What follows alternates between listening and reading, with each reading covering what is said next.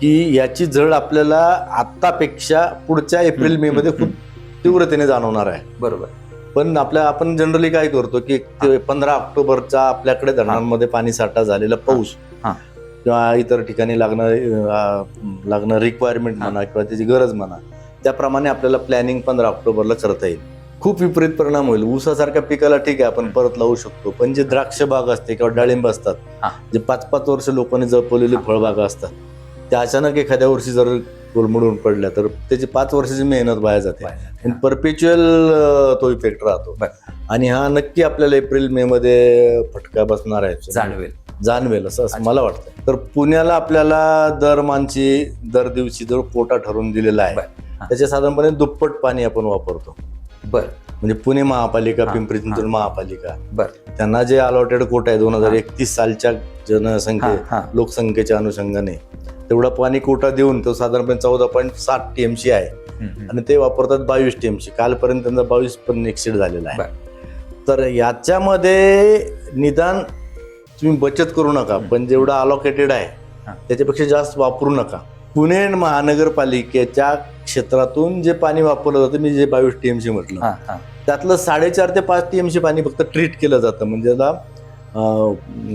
शुद्धीकरण म्हणतो की नाही, मैला पाणी शुद्धीकरण. म्हणजे साधारणपणे 25 ते 30% पाणी शुद्ध करून केलं जातं, ट्रीटमेंट केली जाते आणि उरलेलं 75% पाणी अनट्रीटेड नदीमध्ये येतं. तर बातमी अशी येते की पुण्याचं पाणी चालू ऊसाला, पुण्याचं पाणी चालू शेतीला, त्याचा TRP शहरामध्ये मिळतो ना, किंवा पाणी माणसानं प्यायला पाणी नाही आणि ऊसाला पाणी घेऊन जातं. पण ते ऍक्च्युअली फॅक्ट उलटी असते. फॅक्ट अशी असते की पुणेकर ग्रामीण भागातलं पाणी वापरतात. पाण्याच्या विषयी आपल्याकडे जलजागृती करणं गरजेचं आहे. आपण नुसतं पाण्याची नासाडी करतो असं नाही. तर पाण्याची नासाडी करताना अस्वच्छ पाणी आपण नदीत सोडून पूर्ण पाणी अस्वच्छ करतो. त्यामुळे जनतेमध्ये, नागरिकांमध्ये याची जागृती करणं खूप गरजेचं आहे. नमस्कार, भवताल पॉडकास्टमध्ये आपल्या सगळ्यांचं स्वागत. मी अभिजित घोरपडे. सध्या महाराष्ट्रात सर्वाधिक चर्चा आहे ती पाणी पाऊस या विषयांची, आणि त्याला कारणही तसंच आहे. आपल्याकडे मान्सूनचं आगमन उशिराने झालं. महाराष्ट्रामध्ये आता जून महिना संपला तरी जितका पाऊस पडणं अपेक्षित होतं त्याच्या निम्माच पाऊस पडलाय. आणि तिसरी गोष्ट म्हणजे आपल्याकडं यावर्षी भारतामध्ये सरासरीच्या 90% इतकाच पाऊस पडेल असा हवामान विभागाचा अंदाज आहे. याचा अर्थ आपल्यावर दुष्काळाचं सावट आहे.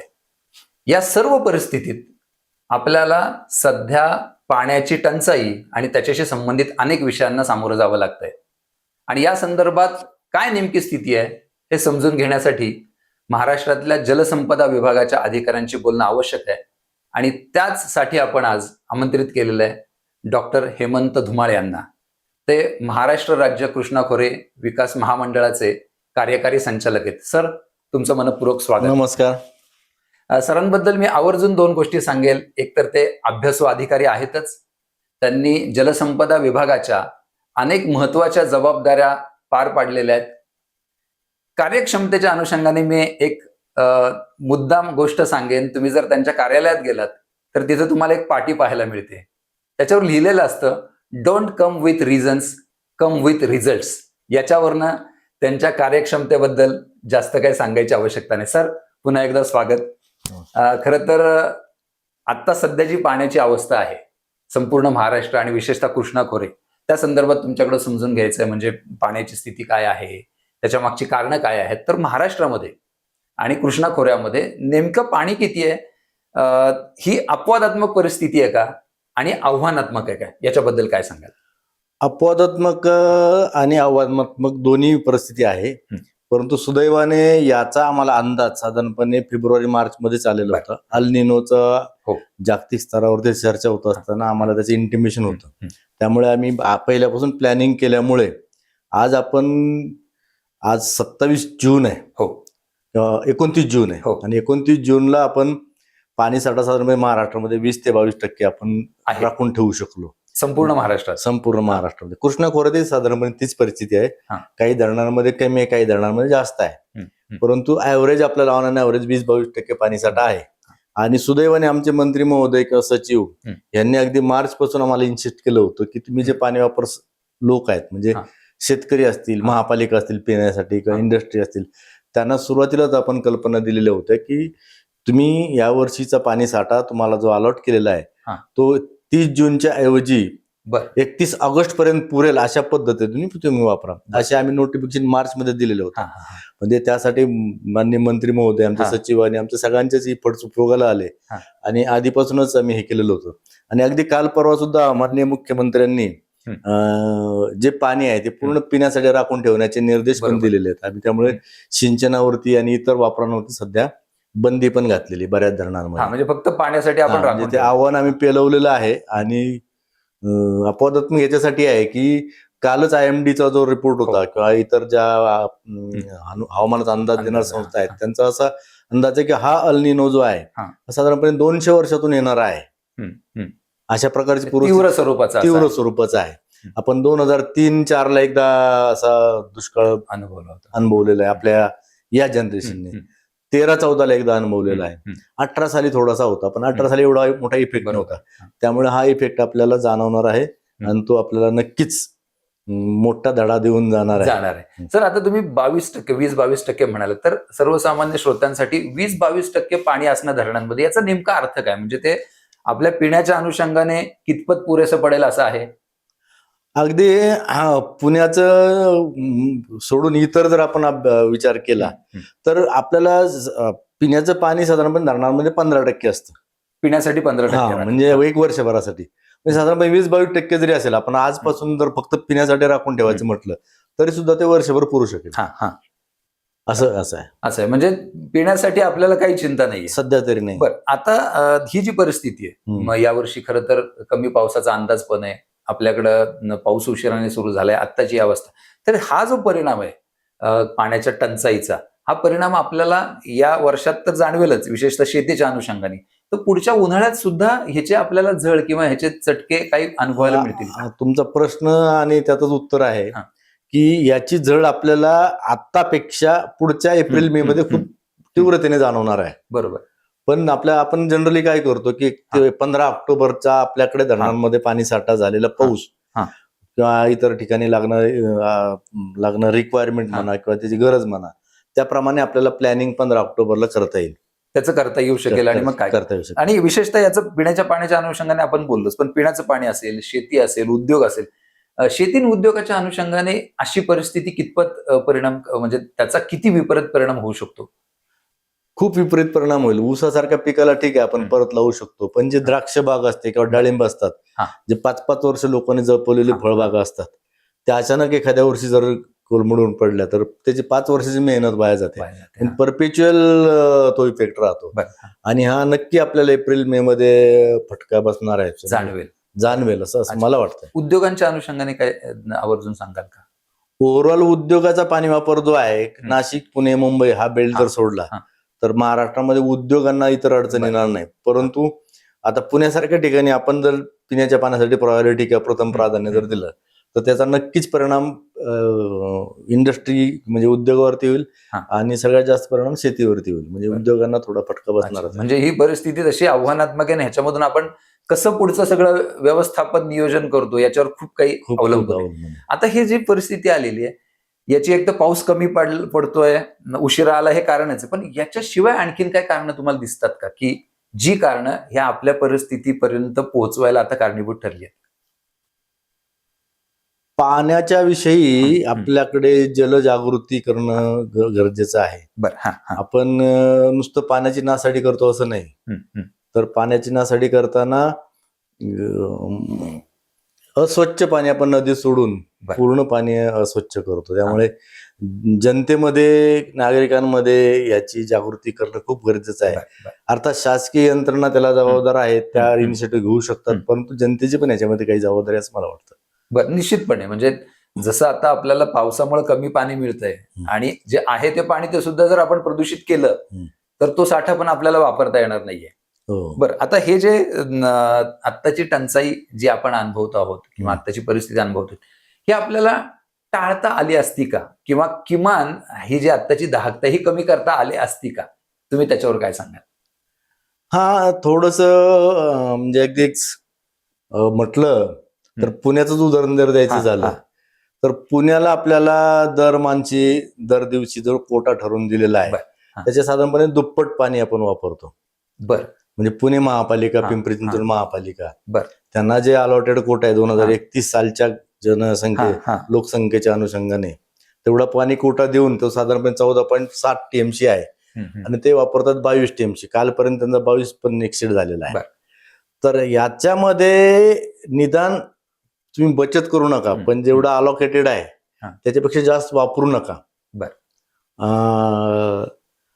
हे तरी आपण करू शकलो असतो. अच्छा. तर आज आपल्याला जर 7-8 TMC पाणी वाचवलं असतं तर आपण अजून एखादं वर्ष काढलं असतं आहे या पाण्यावर. म्हणजे पिण्यासाठी आणखीन एखादं वर्ष आपल्याला पाणी पुरलं असतं जर ते पुणे महापालिका एरियामध्ये 7-8 TMC पाणी वाया गेलं. मागच्या आठवड्यात मी दोन्ही कमिशनर साहेबांबरोबर आमच्या इन्फॉर्मल गप्पा झाल्या, म्हणजे पुणे आणि पिंपरी चिंचवडच्या.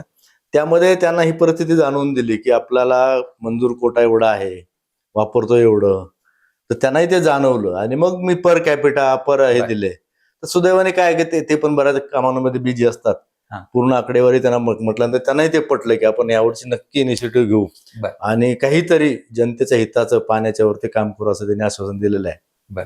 दुसरा एक त्यांना मी सांगितलेला मुद्दा असा होता की मी मगाशी म्हटल्याप्रमाणे अस्वच्छ पाणी सोडण्याचं प्रमाण किती आहे. आता पुण्याचं परत उदाहरण घेऊ आपण पुण्यात बसलोय, पुण्यावर चर्चा नाही केली तर होणार.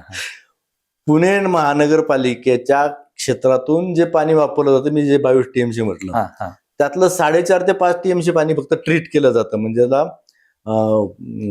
शुद्धीकरण म्हणतो की नाही, मैला पाणी शुद्धीकरण.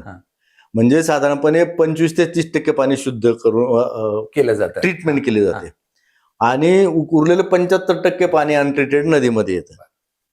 म्हणजे बरं ते अनट्रीटेड पाणी परत ट्रीटेड पाण्यामध्ये मिक्स होतं आणि परत ते म्हणजे आपल्याला जो दिसतो तो हे दिसतं.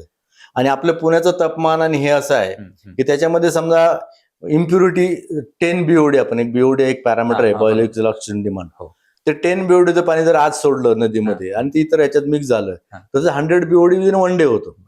म्हणजे परत 2-4-5 किलोमीटर जाईपर्यंत पूर्ण अशुद्ध पाणी. म्हणजे तुम्ही 25% जे ट्रीट करून सोडलं जाते त्याचा काहीच अर्थ राहत नाही, पुन्हा सगळं खराब होतं. आणि याच्यावरती काही आम्ही पुरंदर सारख्या उपसा सिंचन योजना त्या जलसंपदा विभागाने राबवलेल्या आहेत, तर त्याच्या वापरावरती खूप परिणाम. तिकडे आपण येऊच, पण एक मुळात प्रश्न असा की पुण्याच्या पाण्याबद्दल, आता आपण पुण्याच्या पाण्याबद्दल आवर्जून बोलूयात, कारण जर आपण कृष्णा खोऱ्याचा विचार केला तर पुणे हे त्यातलं सर्वात मोठं शहर आहे. आणि नेहमी पुण्याबद्दल तुमचा जलसंपदा विभाग, पुणे नगरपालिका याच्याबद्दल हे सुरू असतं की हे असं म्हणतात, ते तसं म्हणतात. तर ह्याच्यातल्या मूलभूत काही गोष्टी, एक तर पुण्याला पाणी पुरवठा करणारी ही जी 4 धरणं आहेत, खडकवासला, टेमघर, वरसगाव आणि पानशेत, तर ही धरणं जी आहेत ना, ही धरणं मुळात कशासाठी बांधली होती आणि त्याच्यावर मालकी कोणाची आहे? अर्थात पहिला प्रश्न तुम्ही म्हटला की जलसंपदा आणि महापालिकामध्ये काहीतरी चाललेलं असतं, ते मीडिया क्रिएटेड असतं. अच्छा, बरं. तुमच्यामध्ये तसे फार काही कारण नाही, कारण जलसंपदा विभाग हा बल्क वॉटर कस्टोडियन आहे, म्हणजे ठोक जलचा साठ्याचा तो कस्टोडियनच आहे. बरोबर. वेगवेगळे राखणदार म्हणूयात. तर आम्ही या जनतेच्या पाण्याचे राखणदार आहोत आणि त्याचे डिस्ट्रीब्युटर आहोत. मग कोण इंडस्ट्रीला घेतो, कोण शेतीला घेतो, कोण पिण्यासाठी महानगरपालिका ग्राहक आमच्याकडून पाणी घेतात कन्सेशनल रेटमध्ये. त्यामुळे आमच्यामध्ये त्यांच्यामध्ये काही मतभेद फार नाही आहेत, थोडेफार असतील तर असतील.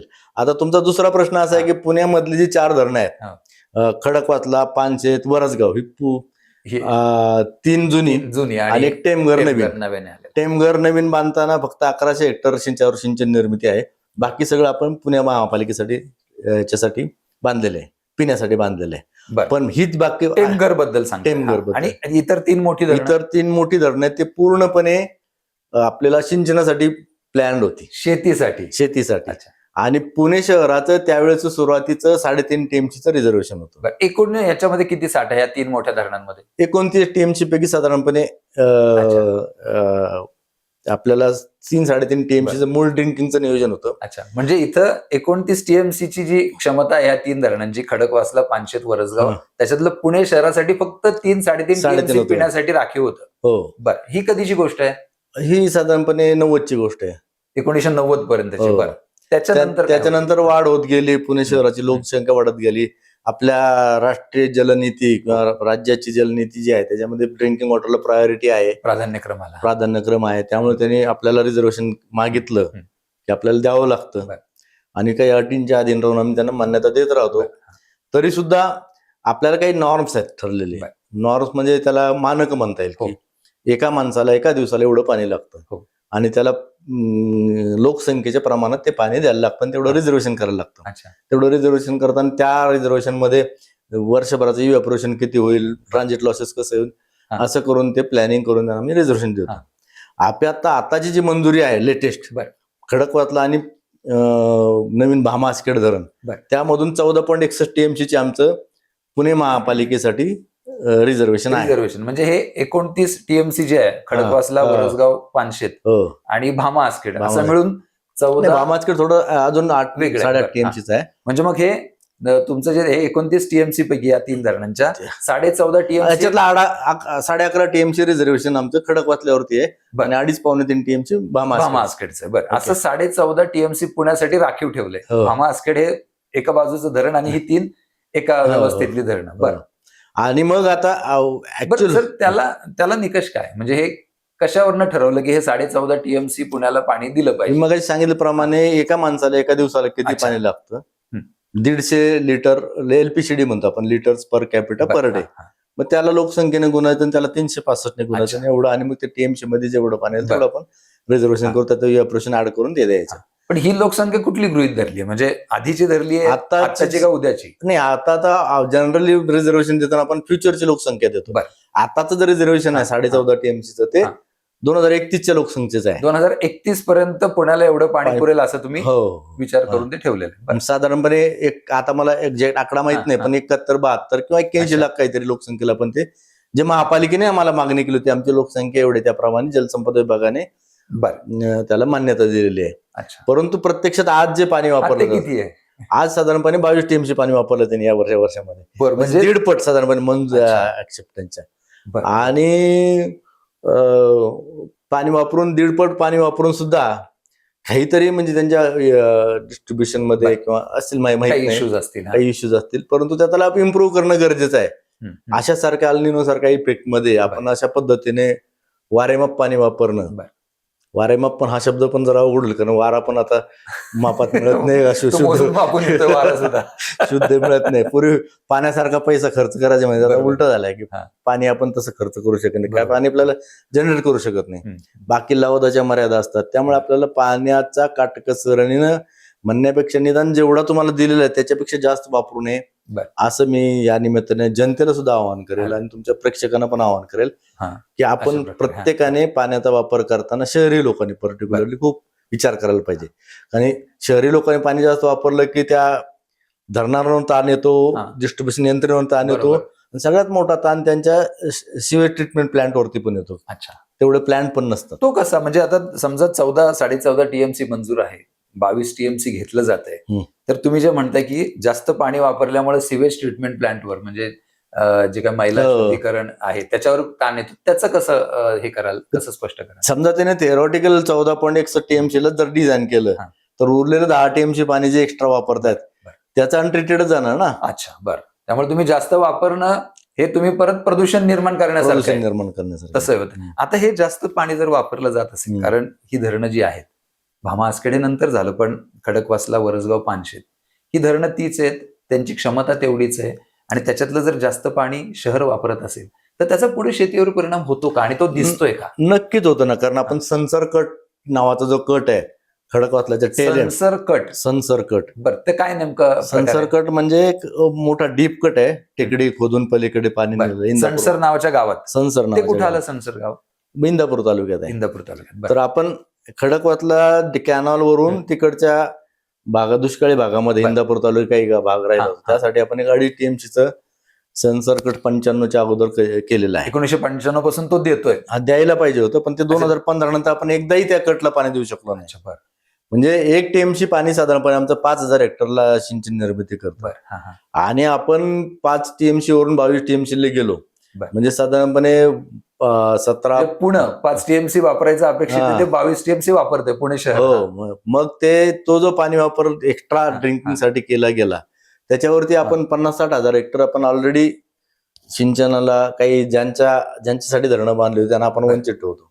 अच्छा, पण असा मग किती भाग वंचित आहे? म्हणजे मला वाटतं ही जेव्हा धरणं हे केली, त्यांचं नियोजन केलं गेलं, तेव्हा धरणापासून खडकवासल्यापासून जवळजवळ 150 किलोमीटर पर्यंत पाणी शेतीसाठी वापरलं जाईल असं नियोजन होतं ना. हो, हा. तर त्याच्यातले आता किती भाग असा त्याच्यापासून वंचित राहतोय? किती समजा टक्केवारी काढली तर 50-60 हजार हेक्टर म्हणजे 1/3 एरियाला आपण आता पाणी देऊ शकत नाही. भागाला पाणी देत नाही आपण सध्या. सर, अजून एक बोललं जातं किंवा असं लोकांच्या मनात तो प्रश्न असेल की शहराने पाणी वापरायचं, ते ट्रीट करायचं, त्याच्यावर काही प्रक्रिया करायची आणि शेतीसाठी वापरता येईल असं प्रकारचं पाणी करून ते पुढे द्यायचं.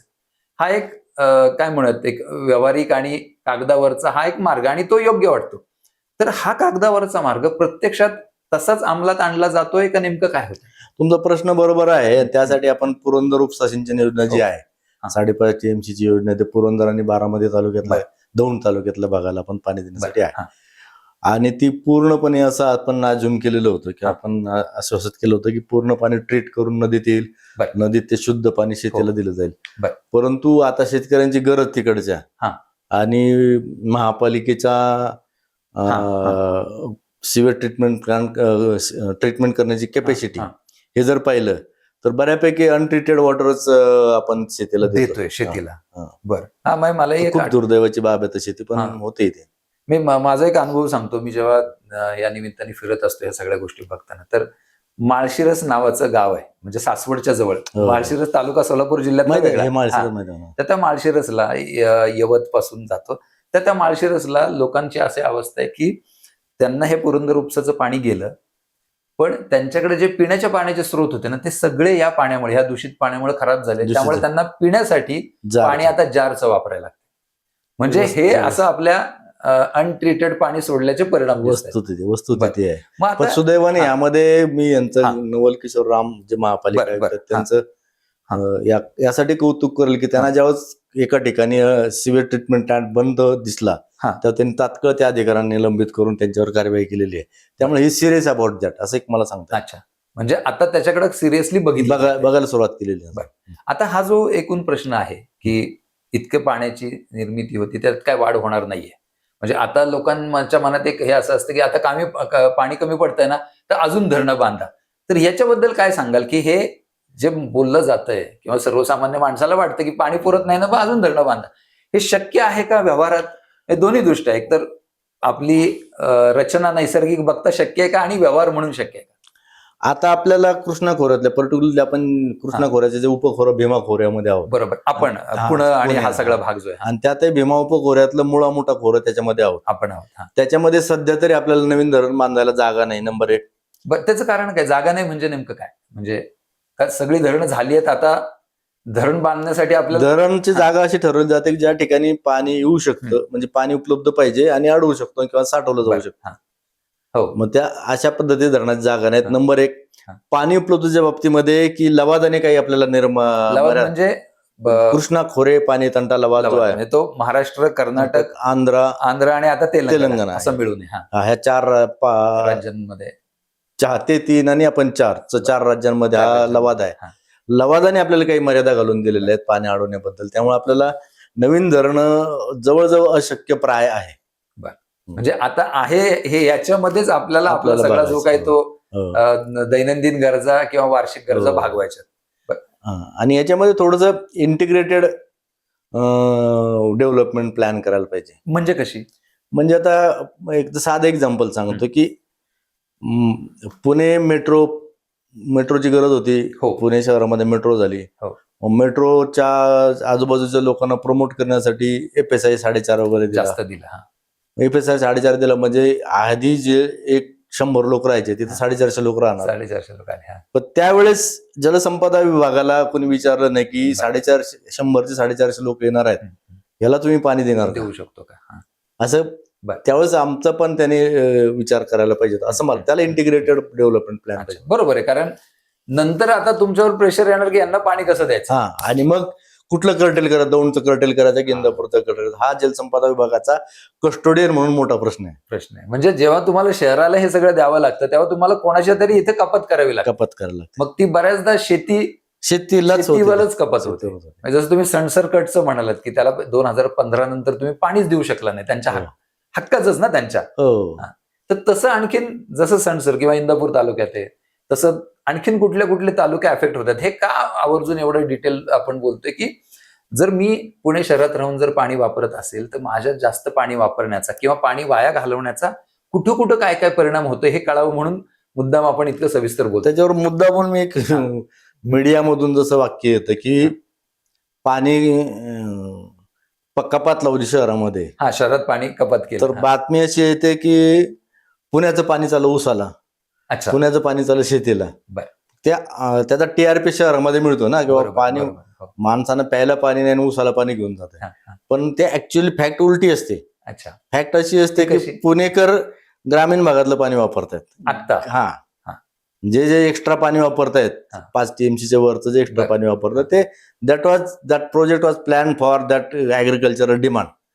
तेच नजरेसमोर धरून आम्ही कालवे खोदले होते, तिथे लोकांना आश्वासित केलं होतं की तुम्हाला पाणी मिळेल. परंतु आपली जलनीतीप्रमाणे प्रायोरिटी ड्रिंकिंगला असल्यामुळे किंवा प्यायला असल्यामुळे प्राधान्यक्रम असल्यामुळे आपण ते कपात करतो आणि इकडे देतो. बरोबर. त्यामुळे आपण शहराचं वाढ झाली की ग्रामीण भागावरती नक्कीच त्याचा आपत्ती परिणाम होणार. बरोबर.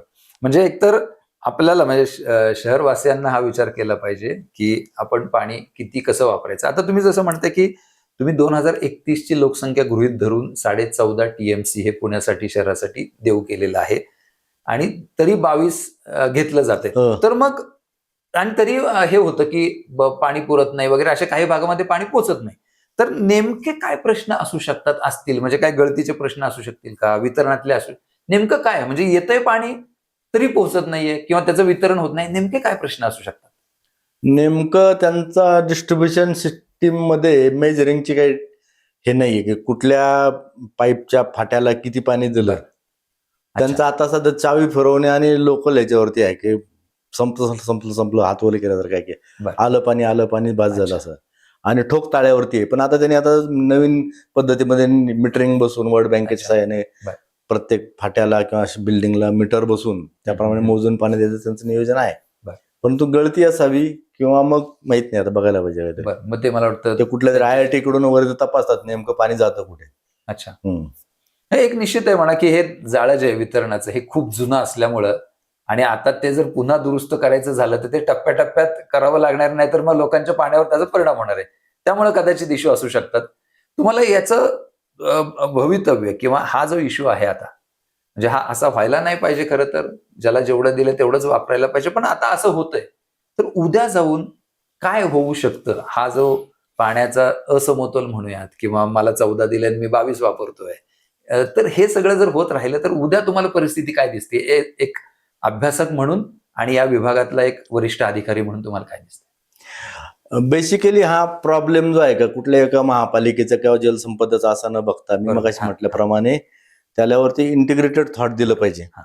बऱ्याच पाणी किंवा कालवा सल्लागार वाटपाच्या बैठकांमध्ये की रस्सिकेच होते आणि मग त्याच्यामध्ये शहराने घेतलं जास्त का ग्रामीण भागाने घेतलं त्याच्यावर चर्चा होते. त्यापेक्षा हा एक प्रॉब्लेम आहे, हे एक आजार आपल्याला आहे, तर त्याचा आपल्याला कंबाईन बसून त्याला सोल्युशन काढून पुढे जायला पाहिजे.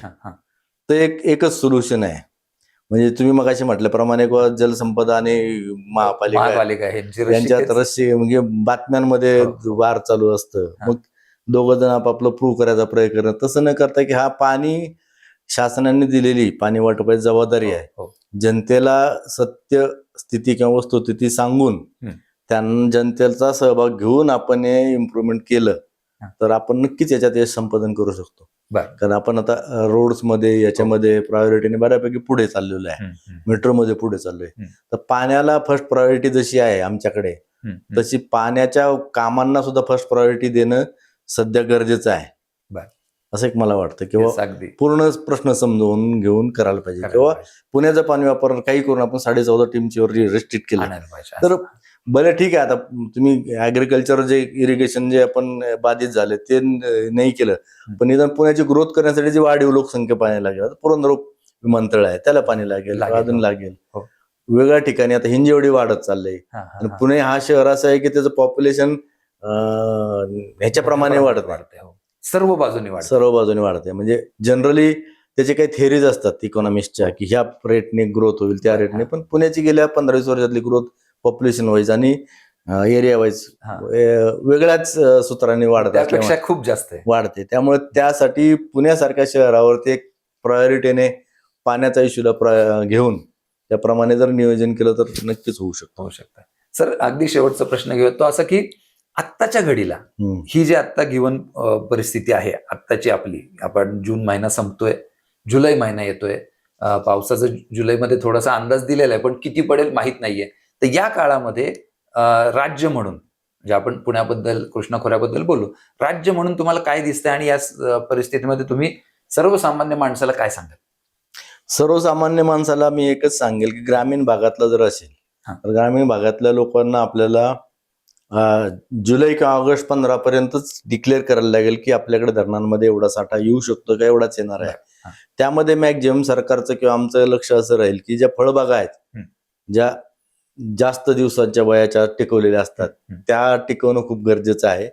आणि फॉडर म्हणजे चारा जनावरांसाठीचा तो एक टिकवणं गरजेचं आहे.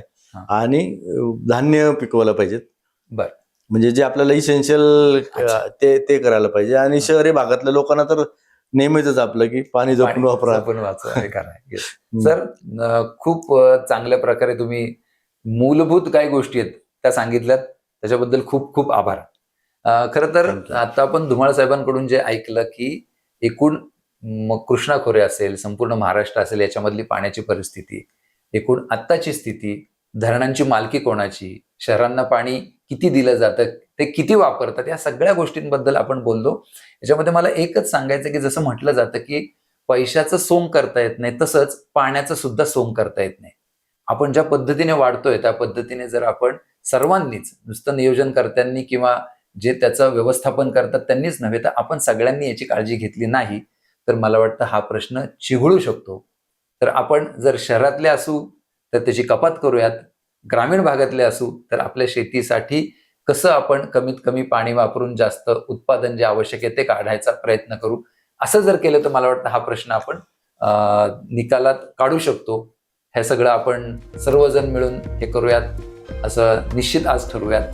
इथंच थांबूयात. नमस्कार.